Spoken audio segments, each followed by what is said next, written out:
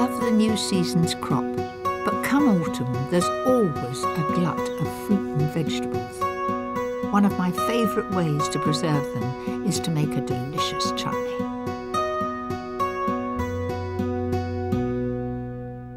So I've got a lot of tomatoes here, and you know when they get a bit overripe, perfect for chutney. First, blanch, skin and chop 900 grams of tomatoes.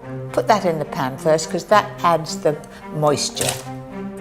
Then I'm adding 3 peppers, 3 medium onions, a courgette, an aubergine and 4 cloves of garlic. But you can add any vegetable you like as long as its weight comes up to around 2.5 kilos. Now to the ginger.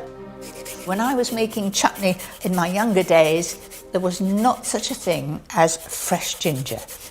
There was ginger, you bought it from the greengrocer, but it was all shriveled and dried.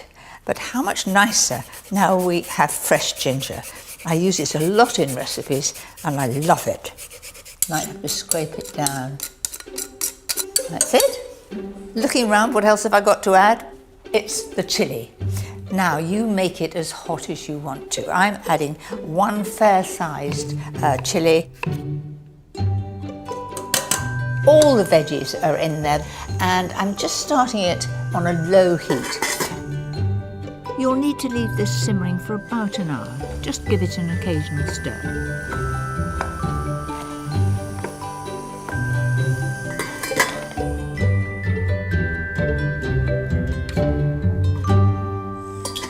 Should be ready. Gosh, look at that wonderful colours coming through. It's beginning to look like chutney. Now it's time to add the spices and seasonings that make it special.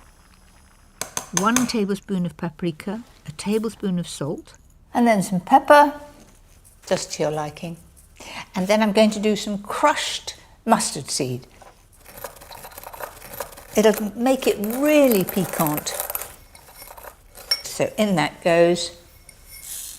Then add 300 ml of distilled malt vinegar and 350 grams of granulated sugar. Right, all the ingredients are in there. Give it a good stir. Now that smells a bit like a pickle factory. I love it because it reminds me that I'm going to get a wonderful chutney in the end. Once the sugar has dissolved, turn up the heat and bring it to the boil. While it's reducing, take care it doesn't catch on the bottom of the pan.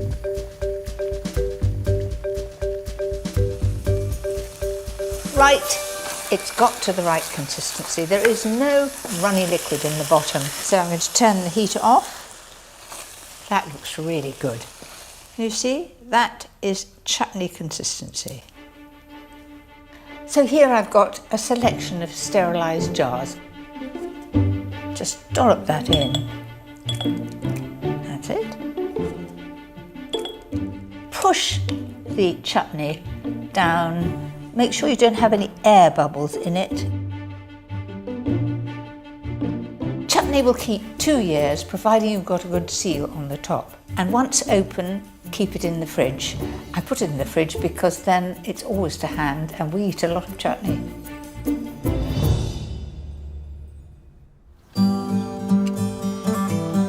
One of the special things about the Tangmere allotment is that it's not only about growing. What I like is that you have cooking sessions here. Yeah. You make pizzas, you've got a sort of a cooker over there. Sort of a cooker? How rude is that? It's not a range cooker, it's a washing machine drum from the local tip.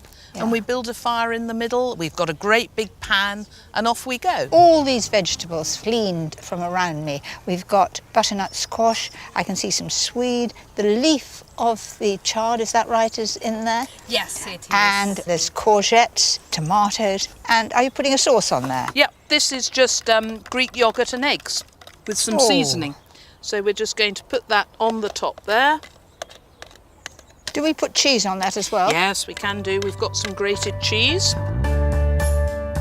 That's a good covering. And then into the oven until It's set.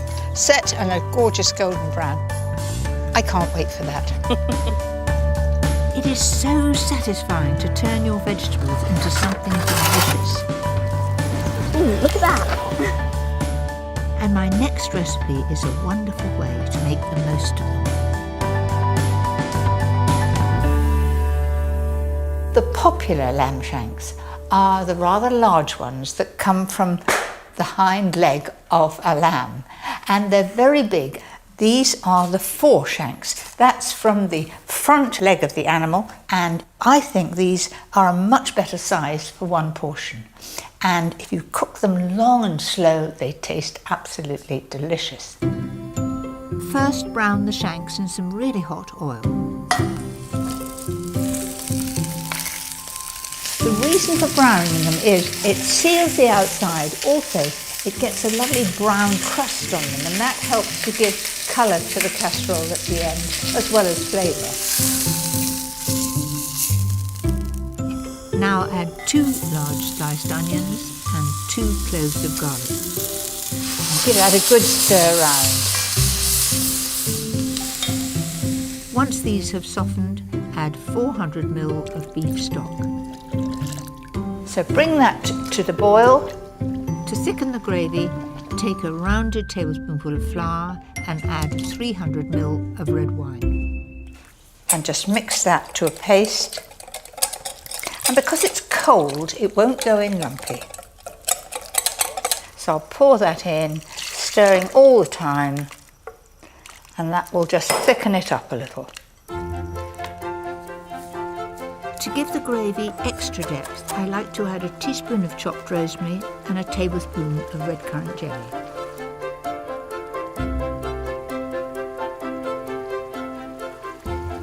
It looks pretty delicious there, and I'm just going to let it cook slowly now at 140 fan for about 2 hours, just until it's tender.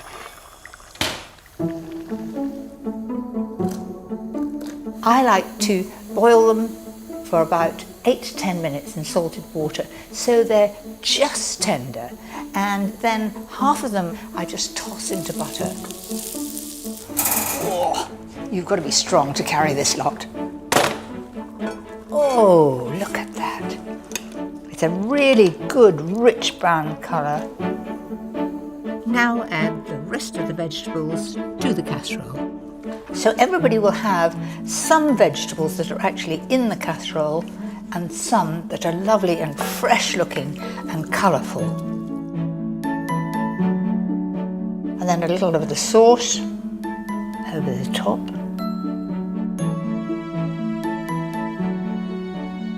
So isn't that something really, really special? Now I can't resist having a taste. It's coming away like a dream. Look at that. Don't you wish you were me?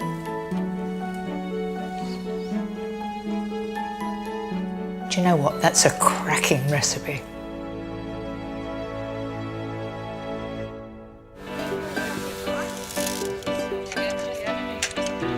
Do I push it right to the back? Yep.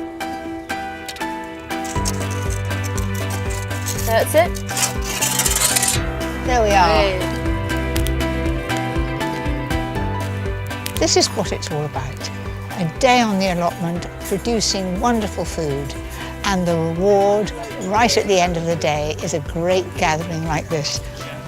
Tables being laid, all the food has come off the land. So I'm going to join them, and I'm hoping there's a very nice glass of cold white wine as well.